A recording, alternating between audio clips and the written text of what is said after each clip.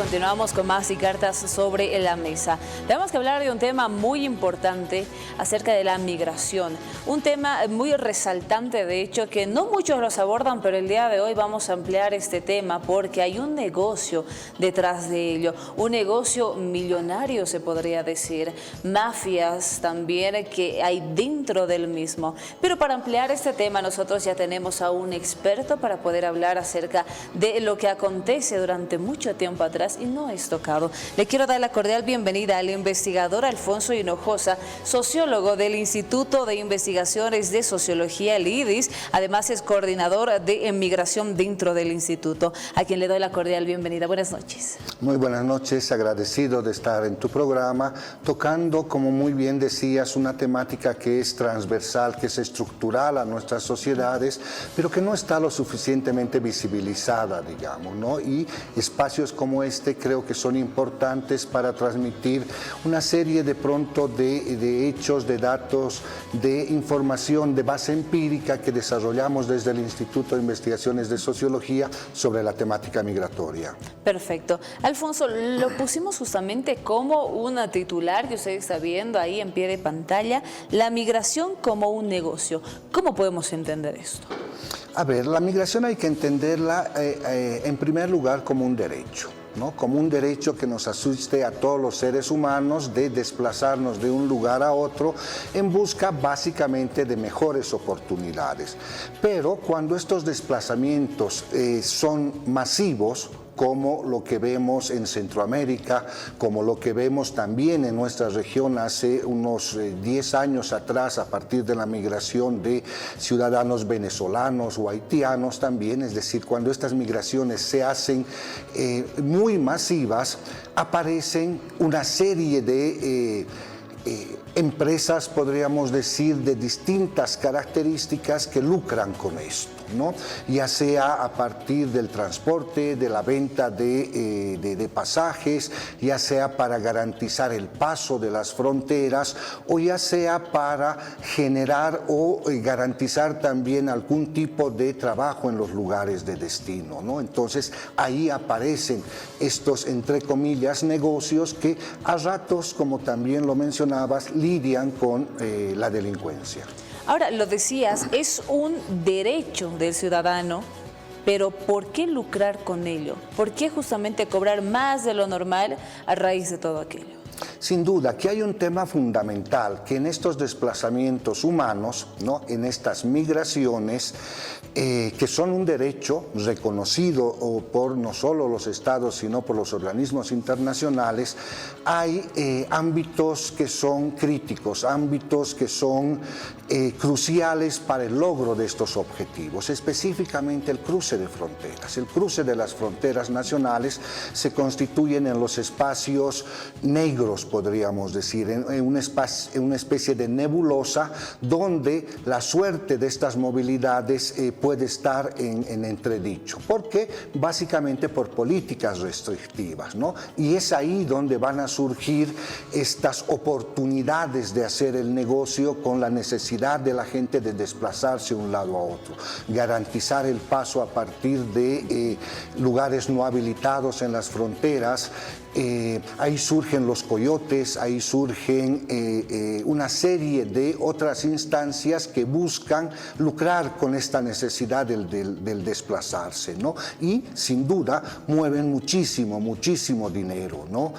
Hace años atrás una persona desde Bolivia, desde Cochabamba, desde el Valle Alto Cochabambino, por ejemplo, que es un lugar de donde hay mucha migración histórica a Estados Unidos, costaba entre 10 a 15 mil dólares, ¿no?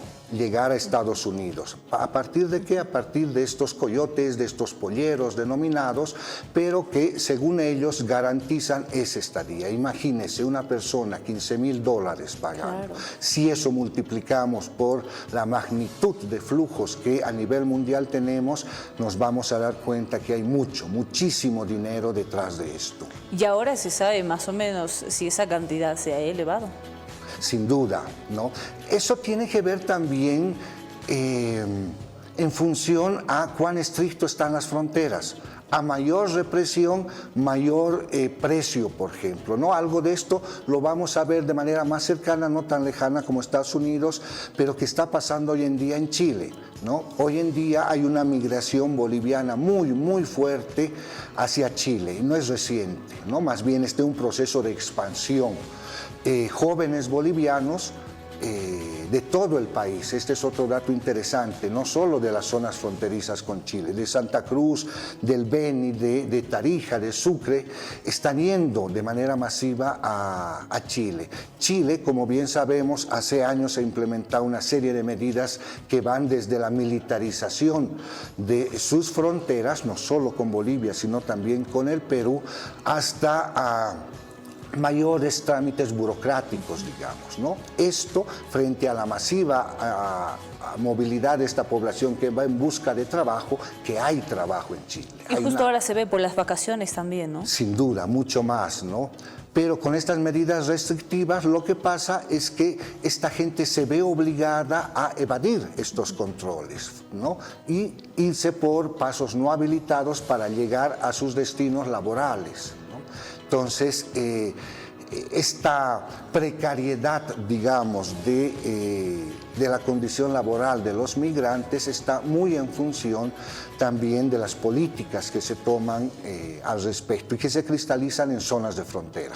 Ahora, ¿cuáles son justamente esos controles y por qué las personas que quieren trasladarse a otro país de manera tal vez ilegal o más fácil justamente optan por este tipo de agencias que lucran con la necesidad de la gente? Sí, aquí tiene que ver con una dimensión económica, ¿no? Es decir, en Chile desde hace ya varias décadas atrás experimenta en la región un nivel de crecimiento muy importante y sostenido, ¿no? Hay un crecimiento económico ahí.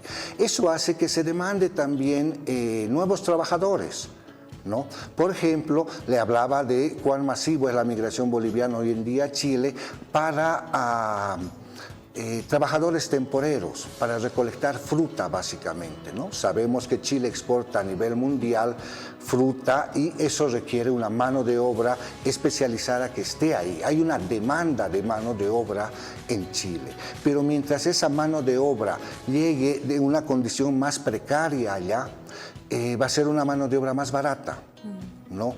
Es decir, la precariedad de la mano de obra empieza sobre todo, podríamos decir que empieza en los lugares de origen, pero se precariza más al momento de cruzar la frontera.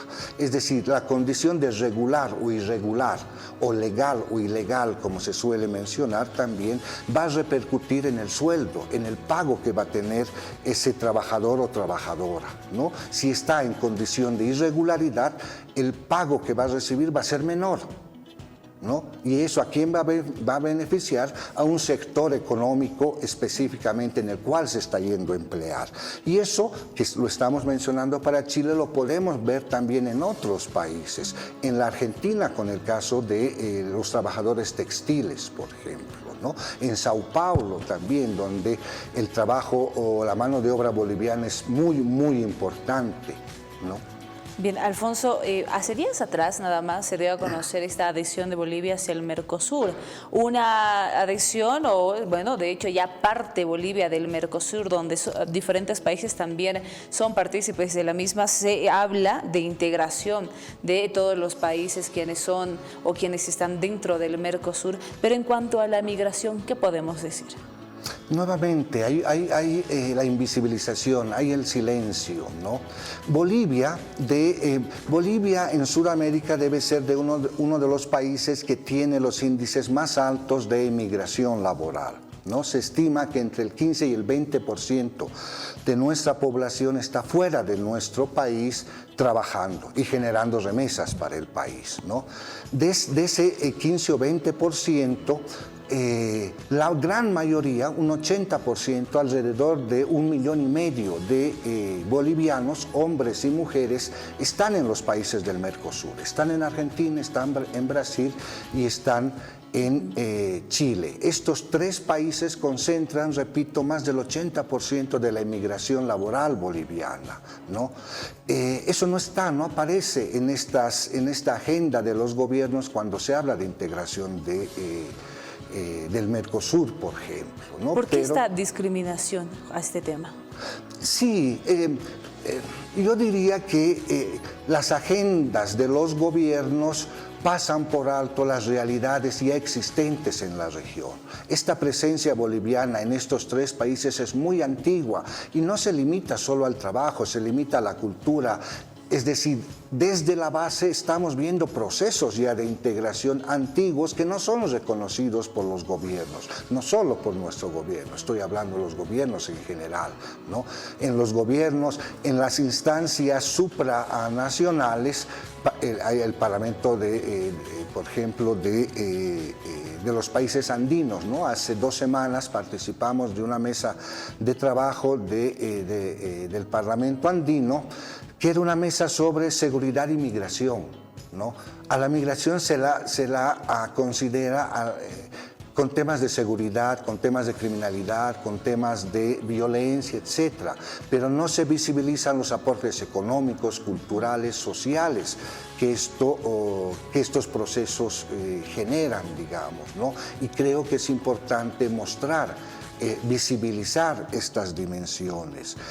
Los últimos años hemos vivido y estamos viviendo podríamos decir, un retroceso en la temática migratoria, porque las políticas que se implementan son políticas restrictivas, de control, de vigilancia, no de integración, ¿no?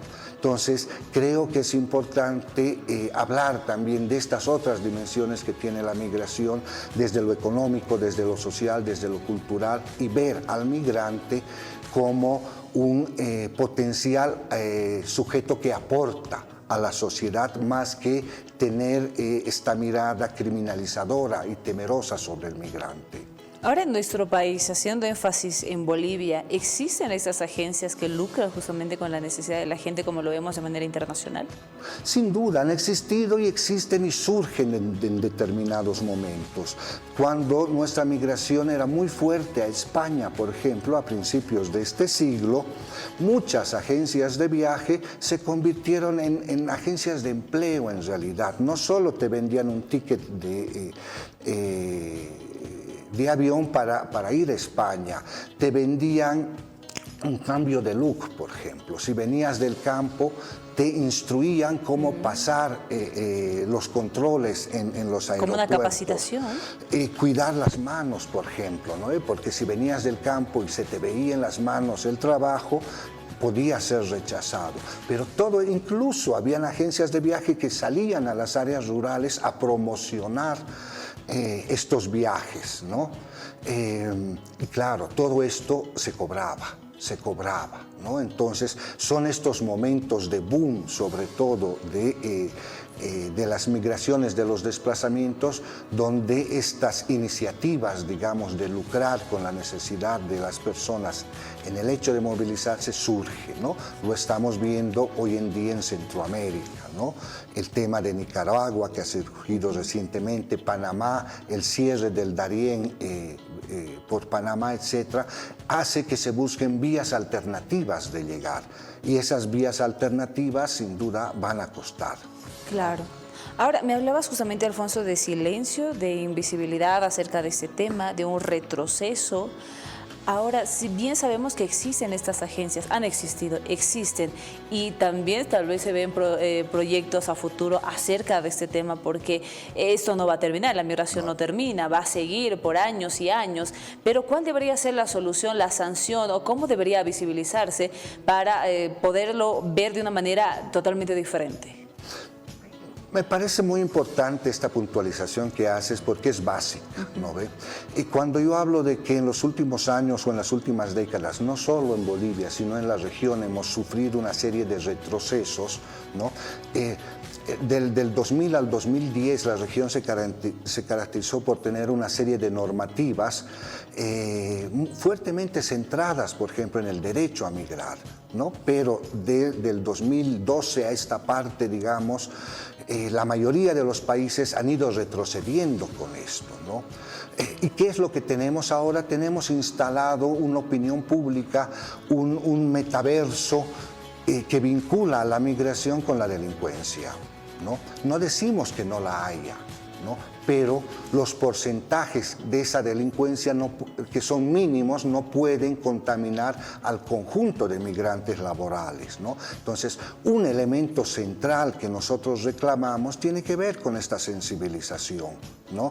Porque este discurso antimigrante no solo está instalado ya en los gobiernos de la región, sino también en la sociedad. Y eso es altamente peligroso, me parece. ¿Qué es lo que permite desde la sociología, por ejemplo, evidenciar a partir de las dinámicas migratorias la discriminación, la xenofobia, el racismo, ¿no? La desigualdad, ¿no? Eso es lo que emerge, ¿no? Y si se lo alimenta desde los gobiernos con un discurso nacionalista frente al extranjero, eso va a derivar en xenofobia, eso va a derivar en violencia, eso va a derivar en racismo, ¿no? Entonces lo que demandamos no son políticas restrictivas, demandamos la elaboración de políticas de sensibilización, de integración hacia esos procesos que, muy bien lo decías vos, están ahora, han estado antes y van a seguir estando. ¿Qué dicen las leyes en cuanto a la migración? ¿Cuáles son las normativas?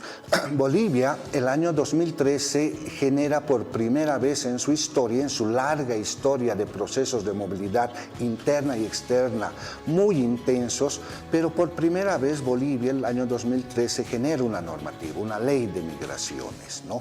Pero esa ley que buscamos y tratamos que recoja ese espíritu de los derechos del sujeto migrante, hombre o mujer, hoy en día también ha sido rebasada. En ese momento, cuando se elaboró esa ley, por ejemplo, no era un conflicto, ni siquiera existía como una realidad fuerte el tránsito, es decir, migrantes en tránsito. Bolivia, desde hace 10 años, no solo es un país desde el cual sale los migrantes a trabajar al exterior.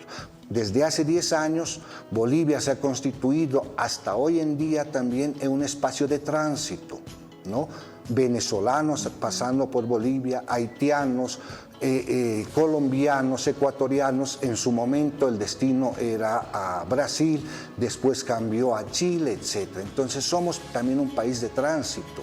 Esa condición de tránsito no figura en nuestras normativas, o lo que figura es totalmente anacrónico a lo que está pasando. Las dinámicas que vivimos en términos de movilidad son muy intensas, profundas, variadas. Antes se migraba de manera casi sola, digamos, o familiar. Ahora las caravanas, los grupos, ¿no? Se migra colectivamente. Entonces, todas estas nuevas consideraciones no están presentes en nuestra normativa. ¿Nos vamos más tal vez por el factor económico? Yo diría que nos vamos más por el factor mediático referido a lo delincuencial, digamos. Eso es lo que prevalece. Si uno revisa las noticias en los periódicos, se va a dar cuenta que, y lo hemos hecho, es un trabajo que en el instituto lo hemos hecho, un 80% de las noticias sobre migración en los periódicos tienen que ver con delincuencia, ¿no? Y no es que haya mucha delincuencia, es que se da un especial énfasis a cuando el delito está vinculado a un ciudadano extranjero. Ahí se lo amplifica, digamos, ¿no? Entonces, eso es lo que estamos viviendo también hoy en día. Alfonso, muchísimas gracias por venir. Bueno, es un tema muy amplio, de mucho tiempo, de hecho, de poder abordar, porque las dudas todavía continúan acerca de lo que hacías el énfasis de la delincuencia, de justamente otras personas de otros países que vienen a nuestro país, pero te vamos a estar invitando para seguir desarrollando este tema. Muchísimas gracias por estar acá. Muchísimas gracias a ustedes por invitarme.